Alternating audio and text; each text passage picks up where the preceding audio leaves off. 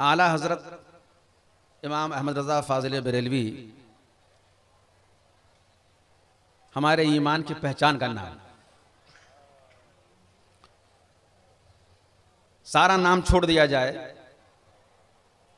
एक नाम जुबान पे आ जाए, इससे ये वाज़ेह हो जाता है कि यह आदमी सुन्नी सहीहुल अकीदा है।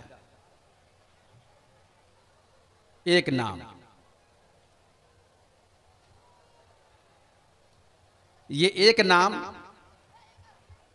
अपने अंदर इल्मी एतबार से भी, अमल के एतबार से भी, इश्क और अदब के एतबार से भी इतनी गहराई रखता है कि वाकई जो इमाम अहमद रज़ा का हो जाता है उसे सब कुछ मिल जाता है। हमारा नारा मसलक आला हजरत, हम बड़े फख्र से ये नारा लगाते हैं, लगाना भी चाहिए, मगर नारा महज नारा न रहे, उसकी मानवीयत तक हमारी रसाई हो जाए, उसकी गहराई तक हमारी पहुंच हो जाए और हम लफ्जों से उतरकर मानी तक पहुंच जाएं, ये बड़ी कामयाबी होगी। बाज़ लोगों को नारे से एतराज है, मगर मुझे थोड़ी तरमीम के साथ एक शेर यहां पेश करने का जी चाहता है कि ये एक नारा जिसे तू गिरा समझता है। थोड़ी तरमीम के साथ नहीं, ये एक नारा जिसे तू गिरा समझता है, हजार नारों से देता है आदमी को निजात। एक नारा है ये, एक जात है इमाम अहमद रज़ा की, मगर जो इनसे वाबस्ता हो जाता है वो मदीने का हो जाता है, वो मदीने वाले का हो जाता है। जितनी सुन्नी खानकाहें हैं उन तमाम खानकाहों से उसका ताल्लुक जुड़ जाता है। भले नाम न ले, मगर ये एक नारा ऐसा है जो हर सुन्नी खानका से अपनी वाबस्तगी का ऐलान करता है। मगर नारा महज नारा न रहे, उसके लिए जरूरी है कि हम पहचानें कि उस नारे में इल्म भी है, उस इल्म से हमारा ताल्लुक होना चाहिए। आज दुनिया में सरफराज वही है जो इल्म वाला। सरफराजी के लिए इल्म से हमारा ताल्लुक गहरा होना चाहिए। इल्म अगर नहीं है हम कहीं के नहीं रहेंगे। इल्म जिसके पास है वही सरफराज है, वही कामयाब है। हम ज़हन के गोशे को पूरे तौर पे अपनी तरफ मुतवज्जे करने के लिए एक वाकया आपकी बारगाह में पेश करें कि आज पूरी दुनिया में अमली तौर पे साइंसी एतबार से अगर किसी का कब्जा है तो वो इसराइल, यहूदी। क्यों? इसलिए कि वाकई वो थोड़ा है गिनती की कौम जिसका कहीं कोई ठिकाना नहीं था। वो तो फलस्तीन के सीने पे खंजर मारकर वहां कब्जा किया, वहां उसे बिठा दिया, मगर उसने इल्म पर ऐसा कब्जा किया कि आज वो हमारे यहां नहीं है मगर वो हमारे यहां है। हम उसकी निगाहों के हिसार में हैं।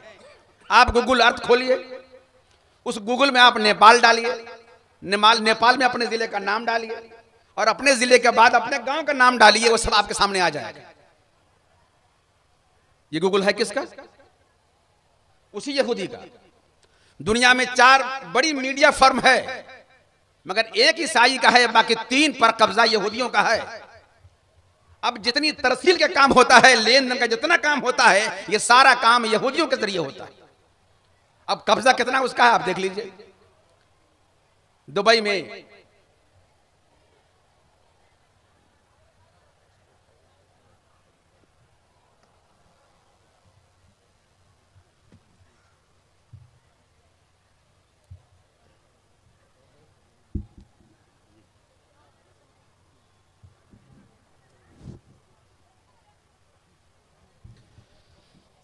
में अबू बकर नाम के एक आदमी, उन्होंने यह महसूस किया कि यहां यहूदी लॉबी बहुत तेज है अपना काम करने में, इस्लाम के खिलाफ, मुसलमानों के खिलाफ बरसरे पैकार है, कुछ करना चाहता। तो उसने क्या किया? वो डाटा इकट्ठा करना शुरू किया। इस्लाम के खिलाफ जितने मवाद थे यहूदी के, उन्होंने उसको इकट्ठा करना शुरू किया। जब इकट्ठा कर लिया तो उसने कंपोज किया और अपने एक दोस्त को भेजना चाहा। जो ही उसने सेंड का बटन दबाया, कंप्यूटर के स्क्रीन पे आग नमूदार हुई और सारा डाटा जल गया। उनको हैरत हुई कि ये इत्तेफाक, चूंकि आज की तरह सारा काम मोबाइल पे नहीं होता था कि मोबाइल में वो जो टेलीफोन नंबरात हैं वो भी कर लिया जाए, प्रोग्राम है वो भी कर लिया जाए, किताब है सब मोबाइल में। वो तो कागज कलम का दौर था, उन्होंने फिर से उसे कंपोज किया, फिर सेंड करना चाहा, आग आई और सारा डाटा जल गया। उन्होंने आगे लिखा है, इससे मैंने ये नतीजा कर लिया कि यहूदियों ने कंप्यूटर में भी ऐसा मवाद रख छोड़ा है कि कोई मवाद उनके खिलाफ कहीं भी डाला जाए वो उसे पढ़ लेते हैं, जांच लेते हैं, और अगर वो चाहे तो उसे जला के राख कर देते हैं। तो आप अंदाजा लगाइए, एक कौम मगर इल्म की बुनियाद पर वो जब चाहे जहां चाहे वो तसर्रुफ कर सके। आज भी जिस कौम के पास इल्म है वो तरक्की पे है, जिस कौम के पास इल्म है वही सरफराज है। इमाम अहमद रजा ने एक जात होकर इल्म के हर शोबे पे ऐसा अपना कब्जा किया कि हमें उन्होंने ये ज़हन दिया कि महज नारा मत लगाओ, अगर वाकई मेरे नाम का नारा लगाते हो तो मेरे दामन में इल्म का जो तनव्वुह है तो वो भी हासिल करो, जितने शोबे हैं तुम उसे भी हासिल करो। और आपको हैरत होगी कि इमाम अहमद महज फकीह नहीं थे। फतावा रज़विया का जिन उलमा ने मुताला किया, जो किताबें हमारे सामने आई हैं, ये फ़ख्र मिल्लत फाउंडेशन के जरिए जो किताबें शाये हुई हैं, उन तमाम के उलमा के जरिए जो किताबें आई है उन पे खूब रोशन है कि उन्होंने काम किया है। इमाम अहमद रजा के फतावा रज़विया का आप मुताला कीजिए, आपको लगेगा कि सिर्फ उसमें फ़िक़्ह नहीं है, फ़िक़्ह का मतलब सिर्फ दीन नहीं है, बल्कि फ़क़ाहत में जितना तवस्सु है, जितनी गहराई है, इल्म का सारा शोबा उसमें सिमट गया है। और फतावा रज़विया में इल्म का हर शोबा मौजूद है। आप अंदाजा लगाएंगे, एक फ़क़ीह जिसने कभी बाहर तालीम हासिल नहीं की, कहीं नहीं कि वो बाहर पढ़ने के लिए, अपने घर में पढ़े, अपने घर में उन्होंने पढ़ा, अपने वालिद से पढ़ा, मगर आलम यह है उनके इल्मी तवस्सु का कि साइंस के जितने शोबे हैं तकरीबन हर शोबे पे उन्होंने काम करके हमारे हवाले कर दिया। ये इमाम अहमद रजा। अभी हजरत फ़क़ीह नस्र जिक्र कर रहे थे हजरत मूसा और हजरत खिज़र का, मुझे याद आ रहा था सब सनाब शरीफ का एक वाक़या। एक साहब ने सवाल किया आला हजरत से कि नबी की गुस्ताखी तो कुफ्र है, मगर हजरत मीर अब्दुल वाहिद बिलगरामी अलैहिर्रहमा ने अपनी किताब में लिखा है कि हजरत सुल्तानुल औलिया की बारगाह में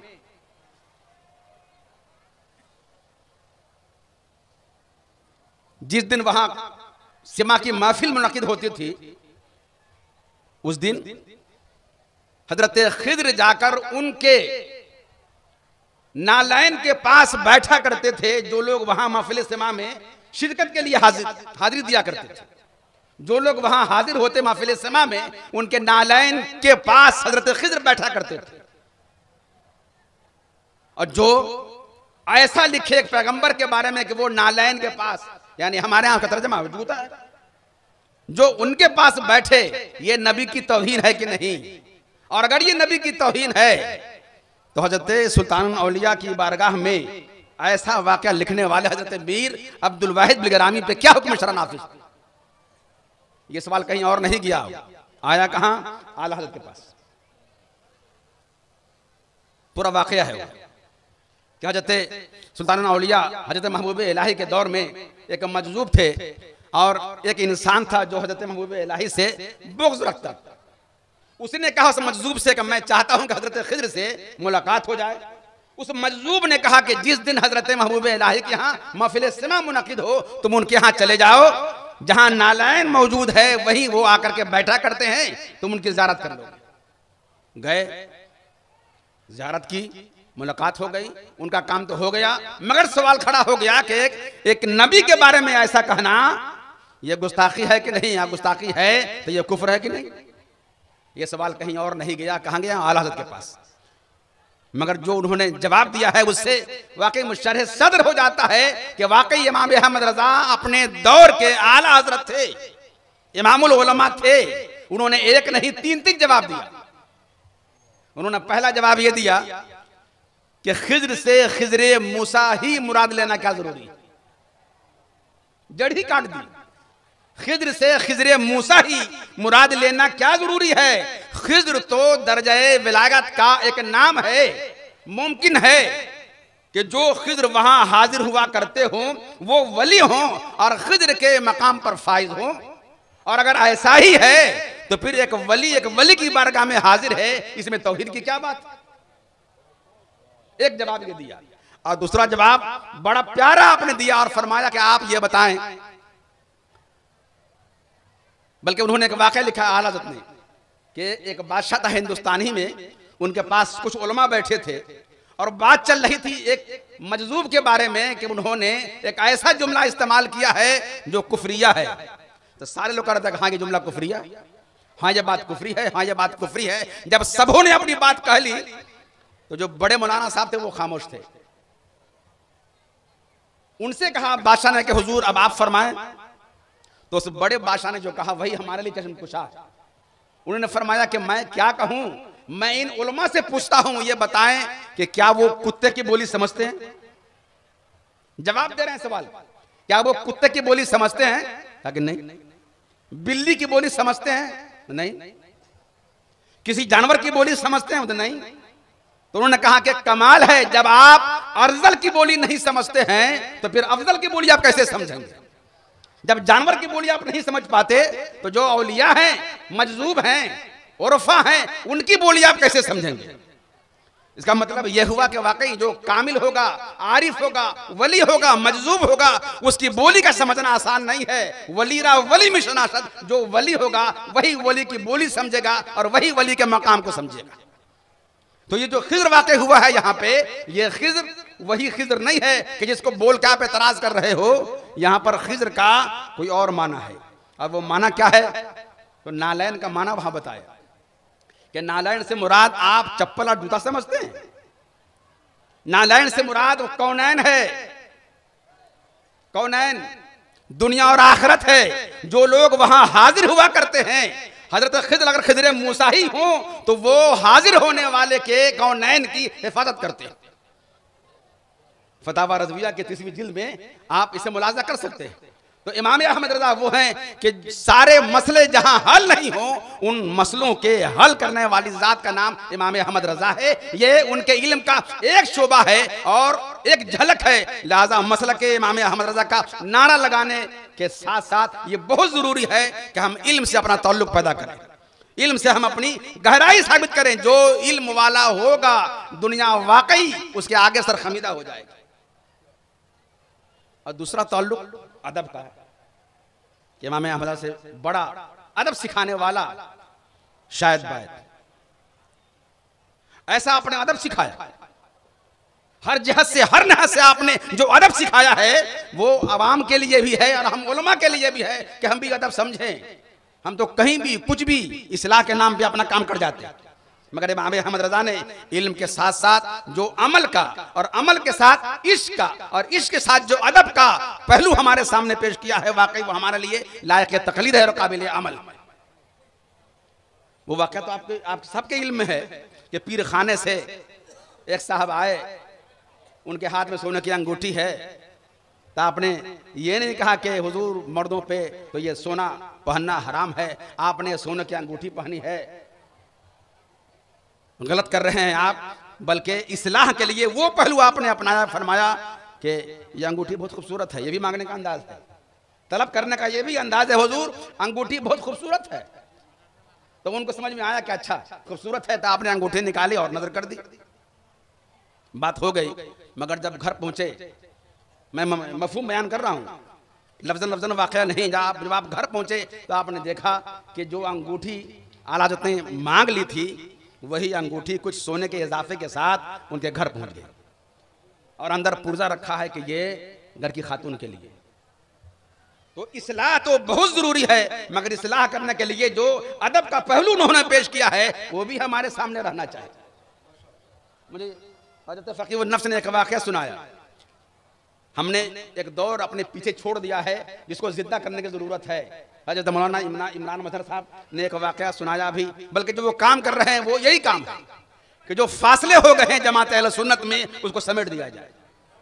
जो खानकाह और उलमा के दरमियान दरारें पैदा हो गई हैं उसको पाट दिया जाए। मिशन जारी है, ये काम होना चाहिए। हमने 125 साल किताब है दरबार हक़ व हिदायत, हमने उस किताब को मुरत्तब कर दिया, कंपोजिंग ये स्कैन करा दिया, और किताब छपने वाली है, इंशाल्लाह छपेगी। आप देखेंगे कि 125 साल हम अगर पीछे जाते हैं तो हम देखते हैं कि जितनी खानकाहें हैं उन तमाम खानकाहों में और इमाम अहमद रज़ा के दरमियान, उलमाए अहले सुन्नत के दरमियान ऐसा इत्तेहाद है कि वाकई उसको देख कर रश्क आता है। क्या वो खानकाह मुजीबिया हो, खानकाह मुनामिया हो, खानकाह मुअज़्ज़म हो, खानकाह वो कमरिया हो, या बिहार के और दिगर खानकाहें हैं, सारी खानकाहें जुड़ी हुई हैं आला हज़रत से, जुड़ी हुई है। और यही वजह है कि इमाम अहमद रज़ा ने अपने कसीदे में उन तमाम खानकाहों के सज्जादगान का नाम लिया है अपने कसीदे में, कसीदा अबरार में। तो जरूरत यह है कि फिर से उस ताल्लुक का एहया किया जाए। बुनियाद मसलक हो, बुनियाद सुन्नियत हो, बुनियाद सेहत अकीदा हो, मगर पहल तो होनी चाहिए। दरार पैदा करना बहुत आसान है, मगर दरार को पाट देना यह कमाल है और यह काम होना चाहिए। तो मैं एक वाक़या बयान करना चाह रहा था, गुफ्तगू समेट दूं मैं अपनी, कि बाज़ खानकाही हजरात आए आला हजरत के यहाँ, आला हजरत खुद ही खाना लगवा रहे हैं, खाना खिलवा रहे हैं। एक साहब ऐसे थे जिन्होंने खिताब लगा रखी थी आला हजरत की बारगाह के हाजिर बाश। उन्होंने वहीं पे मसला पूछा कि हुजूर खिताब लगाना कैसा है? तो आपने सरफ नजर किया। फिर पूछा उन्होंने, हुजूर खिताब लगाना कैसा है? आपने सरफ नजर किया। फिर पूछा उन्होंने, हुजूर खिताब लगाना कैसा है? तो आपने एक निगाह डाली, एक तीखी निगाह डाली। वो समझ गए कि आला हज़रत जवाब नहीं देंगे, मगर जब वो मेहमान चले गए तब बुला करके उनसे पूछा कि खिताब लगाना कैसा है, आपको नहीं मालूम है? आपको मालूम है कि नहीं मालूम? तो फिर आप क्यों पूछ रहे थे? इसलिए पूछ रहे थे ताकि मैं मसला बयान करूं और जो हमारे यहां मेहमान हैं उनकी दिलाजारी हो। इसलिए मसला पूछना कि किसी की दिलाजारी हो जाए, यह मसला पूछना है। तो इस्लाह का जो अंदाज है वो हमने पहले एक वाकये में बयान किया। इमाम अहमद रज़ा के यहाँ इस्लाह का ये पहलू है और ये पहलू भी हमें अपनाने की जरूरत है। अगर वाकई ये पहलू अपनाया जाए तो दरार पैदा नहीं होगा, खला पैदा नहीं होगा, फासले पैदा नहीं होंगे, बल्कि फासले मिटेंगे। कौन सी बात कब कहां कैसे कही जाती है, ये सलीका हो तो हर बात सुनी जाती है। तो अल्लाह तबारक व तआला ने हमें वाकई रज़वियत से जोड़े रखा है, मसला के आला हज़रत से हमारा ताल्लुक कायम रखा है। तो उसकी गहराई में उतरे, इमाम अहमद रज़ा के इल्म से, उनके इश्क से, उनके अदब से, उनके अमल से हमारा ताल्लुक होना चाहिए। अल्लाह तबारक व तआला इस कॉन्फ्रेंस के सदक़े में हमें वाकई सच्चा पक्का रज़वी बनाए और सच्चा पक्का सुन्नी ज़रूर मुसलमान बनाए। अस्सलामु अलैकुम व रहमतुल्लाहि व बरकातहू।